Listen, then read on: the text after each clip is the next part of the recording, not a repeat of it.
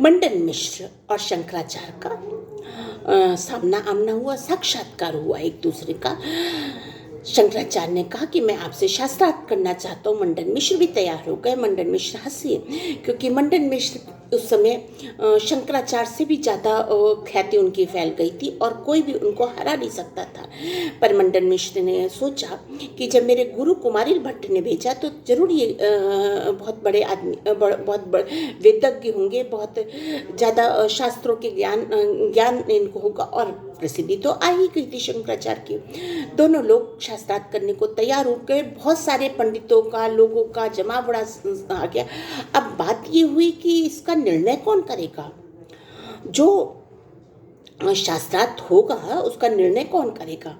तब मंडन मिश्र की पत्नी, जो कि मंडन मिश्र के समतुल्य ही शिक्षित थी, वो उस शास्त्रार्थ की जज नियुक्त हुई, वो उस शास्त्रार्थ की न्यायाधीश बनाई गई।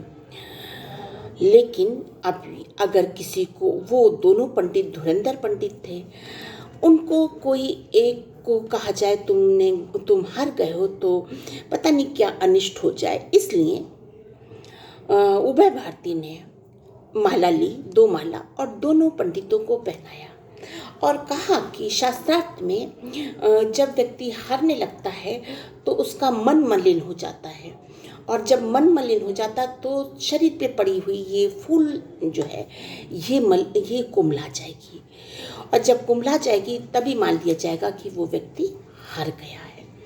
और इस तरीके से 1 महीना 16 दिन तक शास्त्रार्थ लगातार चलता रहा। जो भी मंडन मिश्र पूछते शंकराचार्य जवाब देते, जो भी शंकराचार्य प्रश्न करते मंडन मिश्र चलता रहा। अंत में एक प्रश्न के उत्तर में जो मंडन मिश्र हैं खींच गए और उनकी माला कुम्हला गई। और उभय भारती ने घोषित किया कि मंडन मिश्र हार गए, क्योंकि सबने देखा और सब जान गए कि वो हार गए हैं। अब तो शंकराचार्य का शिष्यत्व तो स्वीकार करना पड़ेगा मंडन मिश्र को। सब कुछ सही हो गया था। तब तक शंकराचार्य ने उभय भारती की ओर देखा कि हाँ ऐसा होगा। अब क्या। तो उभय भारती ने कहा, नहीं महानुभाव, अभी रुकिए, अभी तो हमारे सनातन धर्म में पति संपूर्ण नहीं है और पत्नी संपूर्ण नहीं है बिना पति के। तो बिना पति के पत्नी संपूर्ण नहीं, बिना पत्नी के पति नहीं संपूर्ण है। तो हमें पूरा होकर के ही कार्य करना पड़ेगा। अभी तो आपने अर्धांगिनी को हराया है, अभी मैं हूँ, मुझसे आपको प्रश्न पूछना पड़ेगा, मुझसे आपको शास्त्रार्थ करना पड़ेगा। और ये शास्त्रार्थ उभय भारती और शंकराचार्य का 17 दिन तक चला। उभय भारती को अचानक लगा कि इन्होंने बहुत बाल्यकाल में संन्यास ले लिया था, इनको गृहस्थ आश्रम का कुछ भी पता नहीं, इनको गृहस्थ आश्रम की जो मूलभूत चीज होती, काम रूप जो होता, उसका पता नहीं। अब इसमें से प्रश्न पूछते हैं और उन्होंने शंकराचार्य से काम रूपी प्रश्नों के उत्तर पूछे।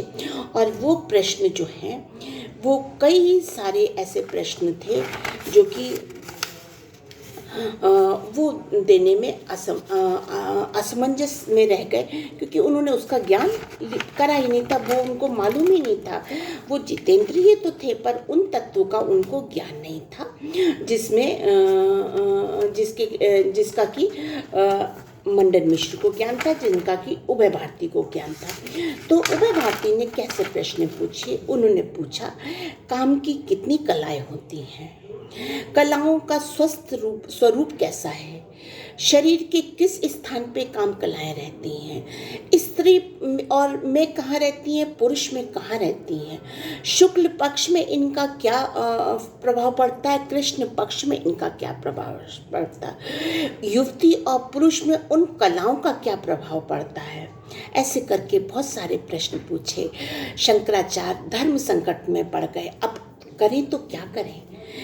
ये कांतिवान युवा, ये मेधावी युवा, इसका ज्ञान तो जानता नहीं था।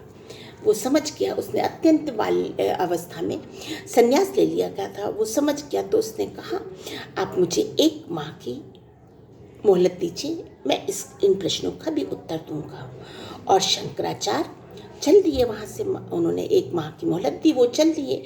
वो अपने शिष्यों की साथ थोड़ी दूर पे गए, एक गुफा थी, उसको उन्होंने अपने शिष्यों से कहा कि मैं अपना शरीर यहीं पे छोड़ के जा रहा हूँ। एक राजा वहाँ बगीचे में मरे हुए हैं, उनका शरीर धारण करके मैं वो सारी चीज़ें, उन प्रश्नों का उत्तर पा जाऊँगा गृहस्थ आश्रम में रह के, जो कि प्रश्न छूट गए हैं।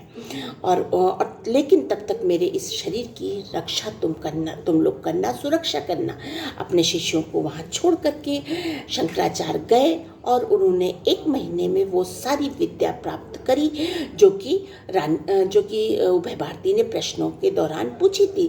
जब वो लौट के आए तो उभय भारती ने कुछ प्रश्न नहीं किया। उन लोगों ने कहा कि मैं मान गई कि आप तेज हैं और आप जीत गए हैं, हम लोग आपका शिष्यत्व ग्रहण करते हैं।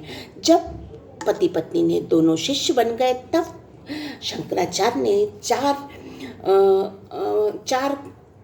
केंद्रों की स्थापना करी, जिसको कि हम लोग पीठ कहते हैं। और इसमें सबसे पहला जो था वो श्रृंगी मठ कहते हैं, शंकराचार्य के मठ। तो श्रृंगी मठ की स्थापना करी। वहीं पे इन मंडन मिश्र को वहाँ का महंत बनाया, सुरेशानंद आनंद करके बनाया। और ये इनकी विशेषता ये थी कि जो दक्षिण का मठ है उसमें उत्तर से सन्यासी जाएंगे, और जो उत्तर का उसमें दक्षिण से आएंगे, पूरब के मठ में पश्चिम से आएंगे, पश्चिम के मठ से पूरब में जाएंगे। तो अनुयायी भी एक दूसरे से मिलने जाएंगे, तो पूरे भारत का भ्रमण हो जाएगा, चारों दिशाओं में लोग आना जाना रहेगा और एक समरसता रहेगी, एक सामंजस्य रहेगा।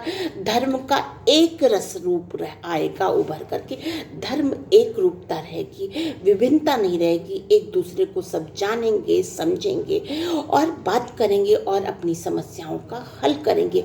इस तरीके से शंकराचार्य ने इतनी सारी चीज़ें करी, और भी बहुत सारी चीज़ें करी, वो शायद लिख करके मैं आलेख में अपने संपूर्ण करूं। अंत में 32 साल की अवस्था में शंकराचार्य ने अपना शरीर जो है केदारनाथ धाम में त्याग दिया। मात्र अल्प वर्ष की आयु में उन्होंने अपना शरीर त्याग दिया। वो हमारे देश में, हमारी धरती पे हम लोगों के पास धर्म का प्रभाव दिखाने आए थे, धर्म को उजागर करने आए थे।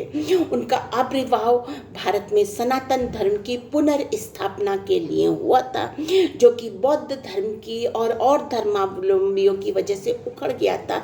तो शंकराचार्य को कोटि कोटि नमन, और हमारे सनातन धर्म को कोटि कोटि नमन कि हमें इतने अच्छे लोग मिले जो समरसता, समप्रियता, समभाव के साथ वसुधैव कुटुंबकम की पताका फैलाते हैं। धन्यवाद।